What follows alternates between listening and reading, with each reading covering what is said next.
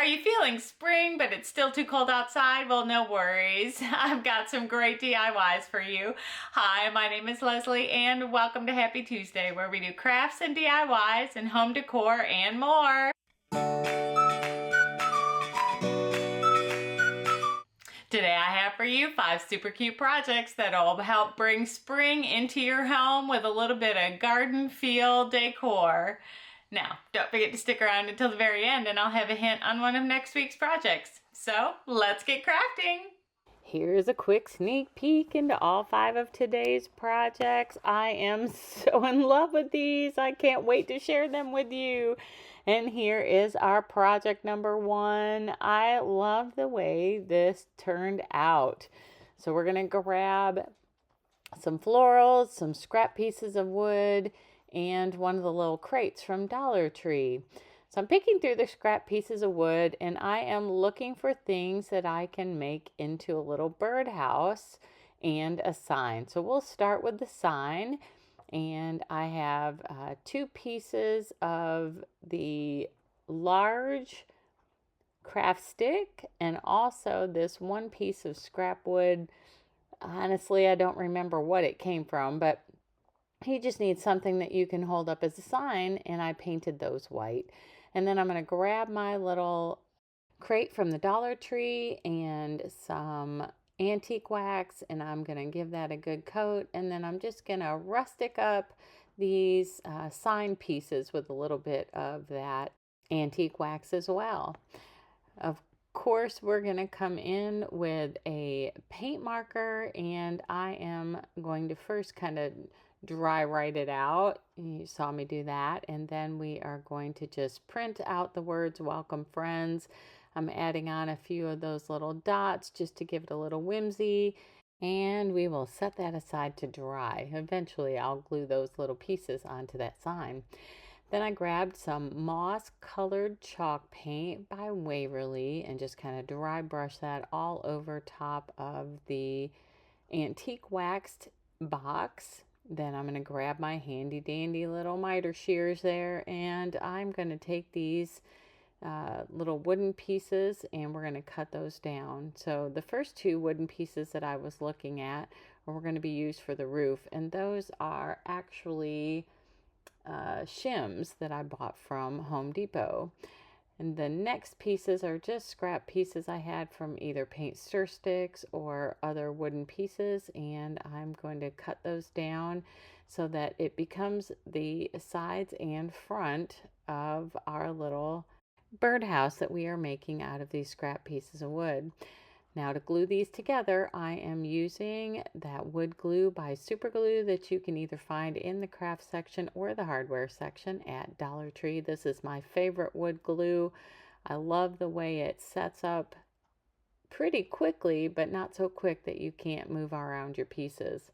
Once I've gotten those 4 pieces together of our little birdhouse, then I'm going to trim down the pieces of the wood shim to make my roof, and I will go ahead and glue those together too after I just give it a real quick sand down with my nail file.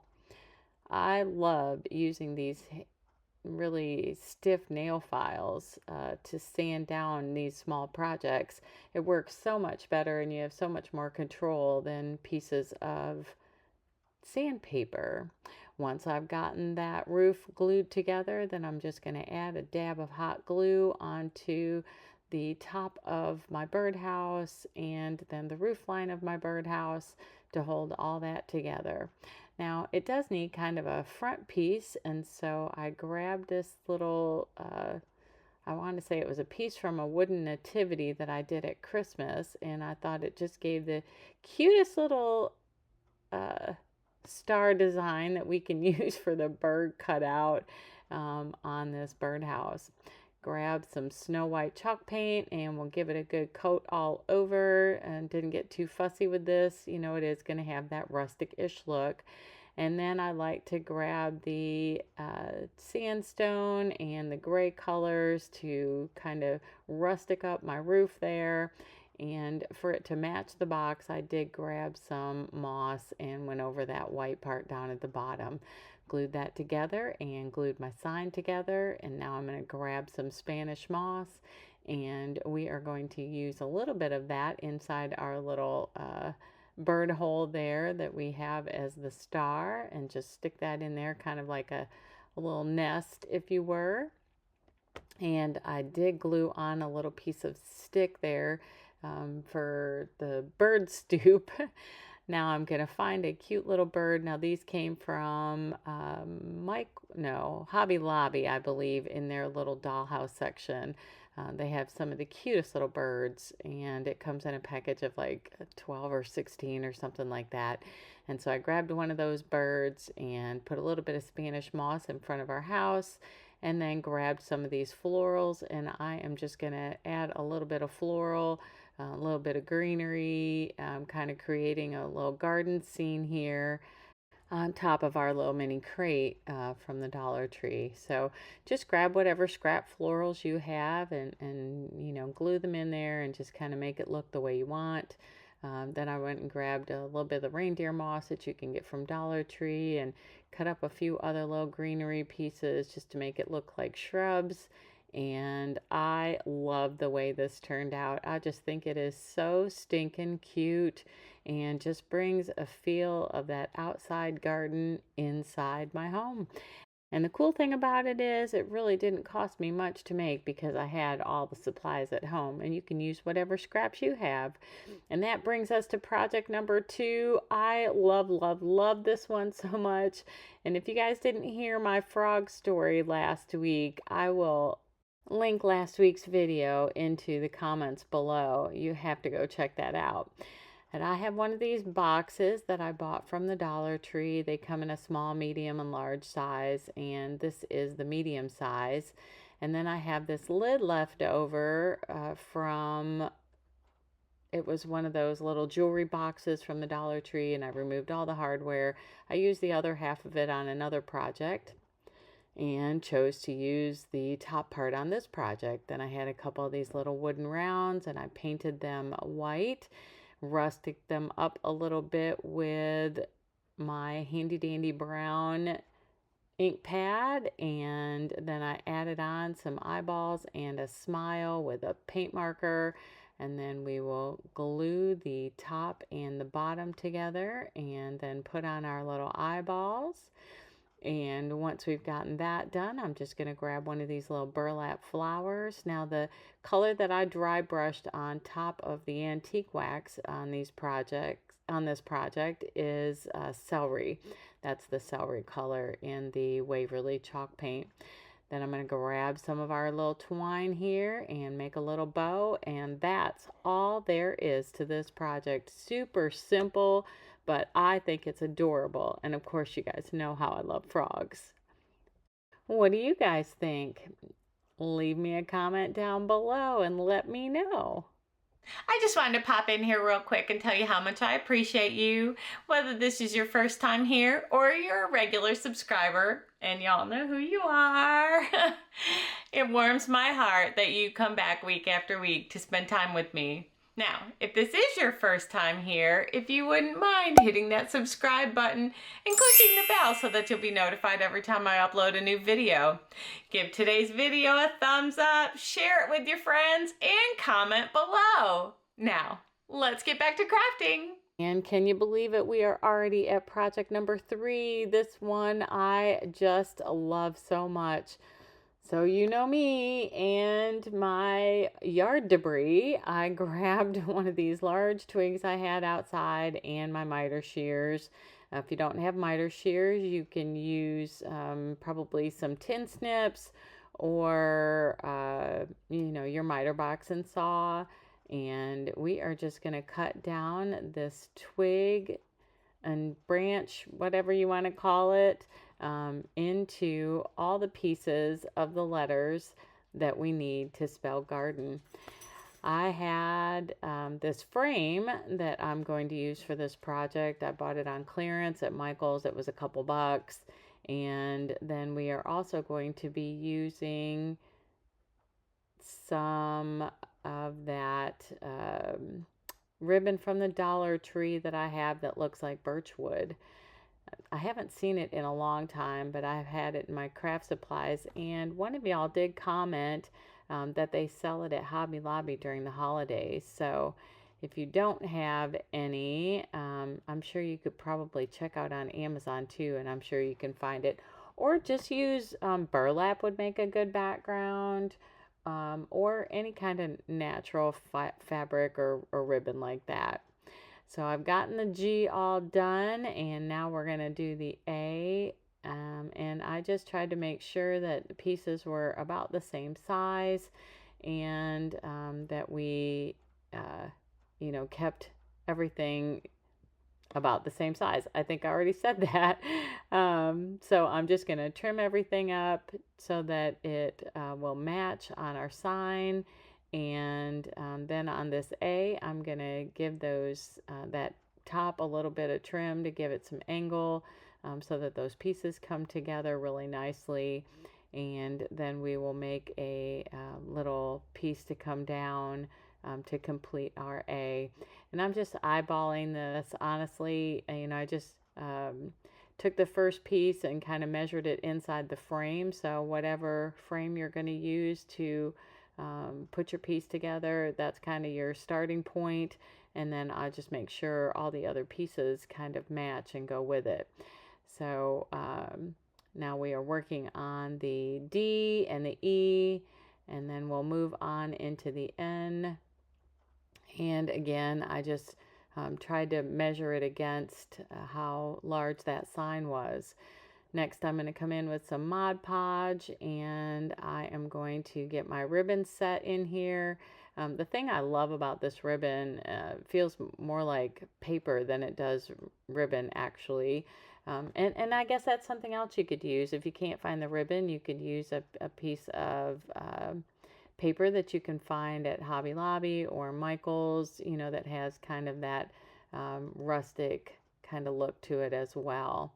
And once I get that all Mod Podged in there and settled, so that it's all flat and nice, then I will trim off the ends so that it all fits inside that frame, and you can't see all your edges. Now this last little piece, I just went ahead and ripped off as much as I needed to complete that last little section.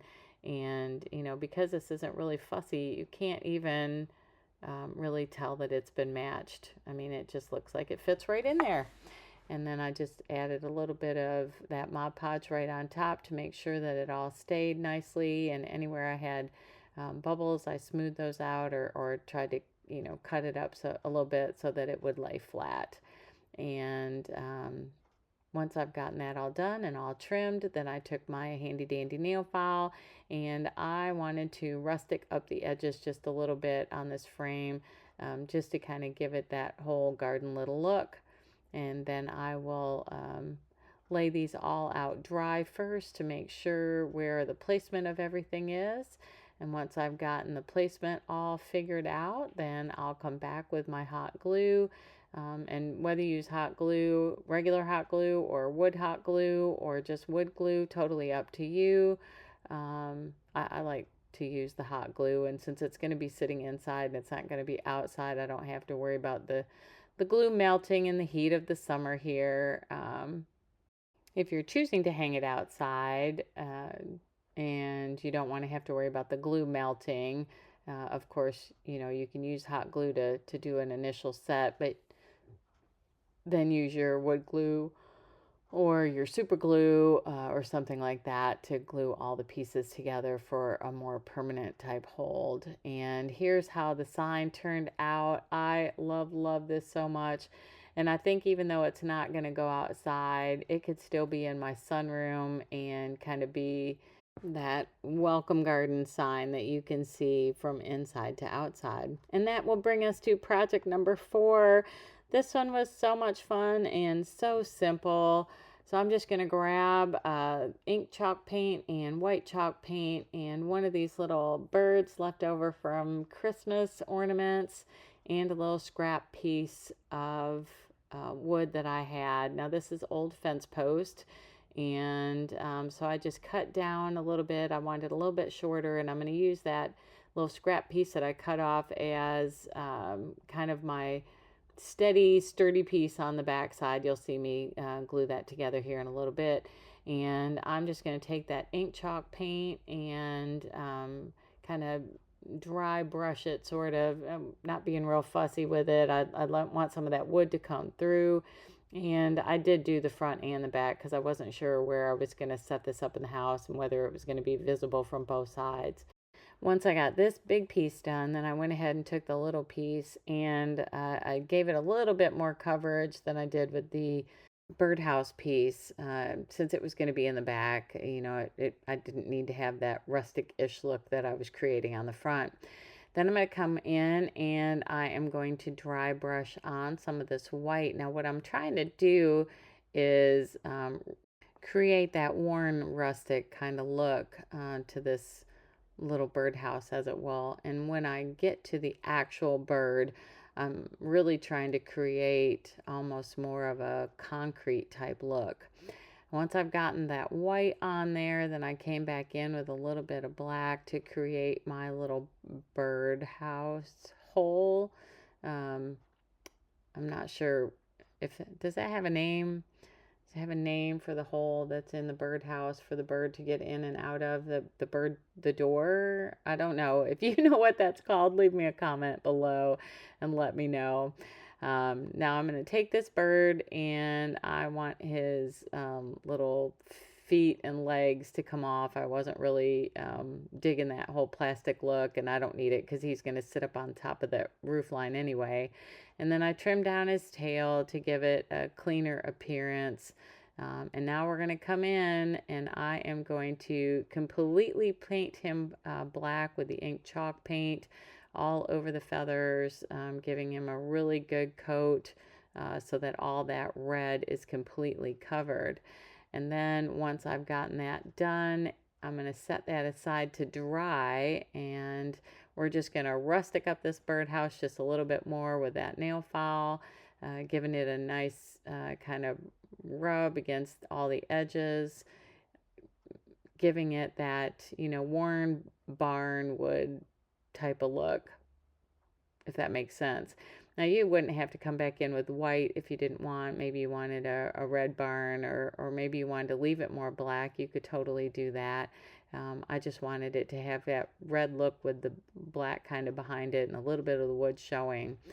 Now I am going to be using my Cricut Joy to create some words to put on here, and we're going to have it say, "Hello Spring." This piece isn't very big, and I worried about the letters kind of falling apart. So rather than try to stick this to a carrier sheet to move it over, I'm actually going to move it by hand, each individual letter. And you'll see me do that right here with the spring part. And I did put the hello on a carrier sheet because it was in more of a cursive. But it didn't want to come on really well. So honestly, you could probably just use stickers from the Dollar Tree or Hobby Lobby or Michael's or wherever to do the letters. Probably just as easy, if not easier, than what I did with my Cricut Joy there. But now I'm going to come back in, really dry brushing with one of these little stencil brushes from the Dollar Tree, and try not to give it too much coverage. Of course, if you do give it too much coverage, you can go back in with some black, which I did go back in with a little bit of black around his beak and colored in his eyes, and, you know, just made sure that the tail and everything, the detail was coming out. It's kind of interesting because even though this had those kind of fake feathers on there, I felt like it really did have a lot of detail. And then I just glued the bird on top, and that's all there was to this project. I love how the bird kind of looks like concrete sitting up there on top of this house, and you know, it just fits in with anybody's neutral decor and looks like the outside. And that will bring us to our final project number 5. Besides the frog, I think this one turned out my favorite. So I just have a scrap piece of wood and then these little wood they're not rounds, they're like little oval pieces. I bought them on Temu. I think it was like $1 for that whole package. And then I'm going to use some pieces out of a scrapbook that I use for crafting. And I'm going to go ahead and use my wood glue or whatever craft glue you have. You don't want to use super glue, not super glue. You don't want to use hot glue on this because you don't want to leave the bubbles and the ridges and whatnot. But I'm going to put 7 pieces out into a kind of a tight flower.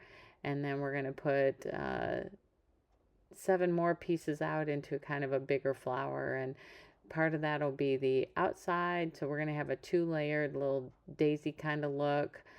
So part of that will be to the outside and part will be to the inside. And we're going to go ahead and let that dry. While that's drying, I cut down this scrap piece of wood.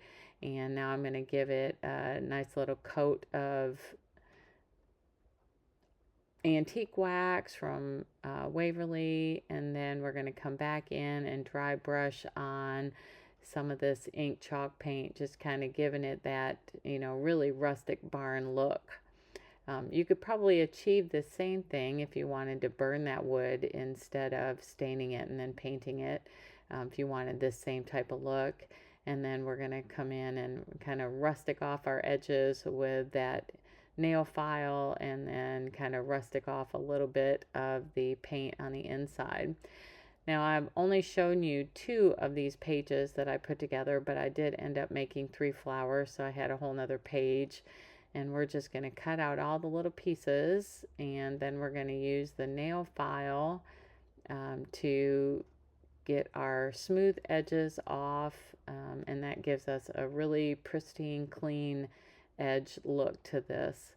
Now once we've gotten all those done for all of our flowers, then I'm going to come back in with a black ink pad that I have from the Dollar Tree, and I'm going to run a little bit of that black ink all the way around the edges of all the flower petals for all 3 flowers. I've only got 2 showing here, but I will do a third. Once I've gotten those down, then we are going to start gluing everything together. So I'm going to take the outside circle piece, and then we are going to leave a little gap in between and put the inside circle piece on the top with a little bit of glue around the bottom edge, as you can see there. And we're going to go ahead and glue that all the way around using hot glue. In this case, you could use wood glue if you wanted. And once we've gotten all those pieces together, then you can see it forms our little flower there. Now I wanted my flower to have little centers, and so I am going to grab some buttons out of my craft supplies, and I just picked a size button that looked like it was going to cover up that entire centerpiece and make it look like a daisy.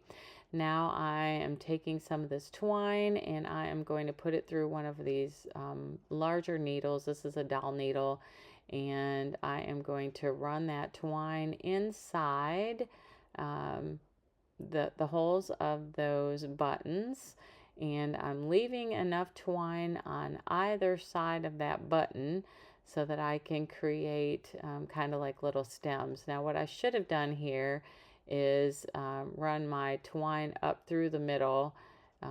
Instead I ended up trying to run the twine back through the middle and broke it.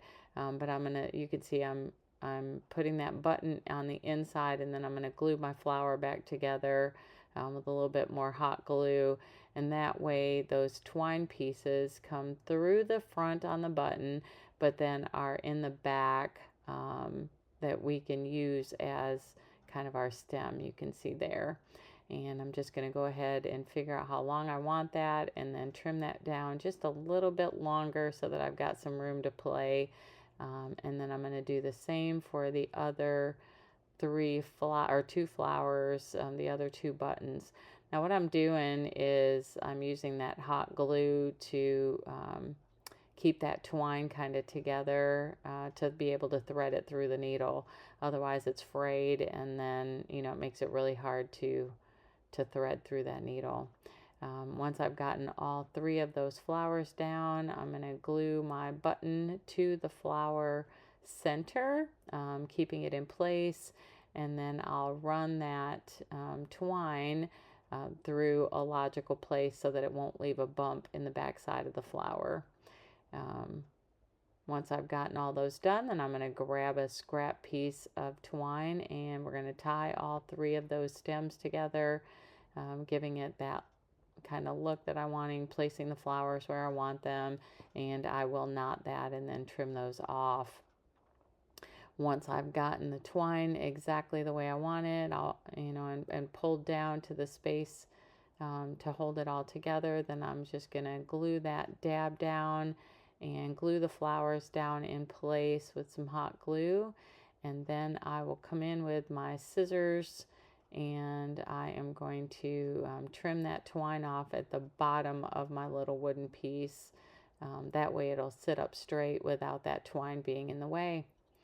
And I decided it needed just one more touch. So I'm taking some water and I am using a scrap piece of cardstock, and I just kind of wet that around a rectangle shape, and then I'm going to rip that all off into a little tag.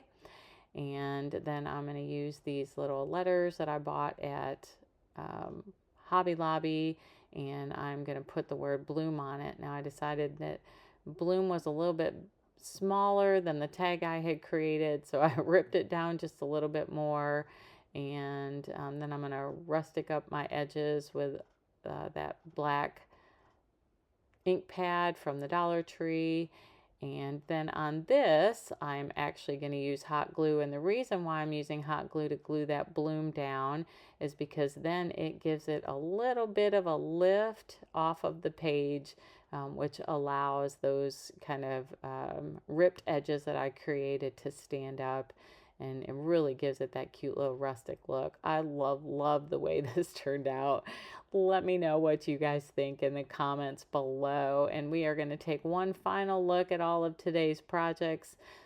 Let me know in the comments below which one or ones of these were your favorites and which ones you might like to try to recreate.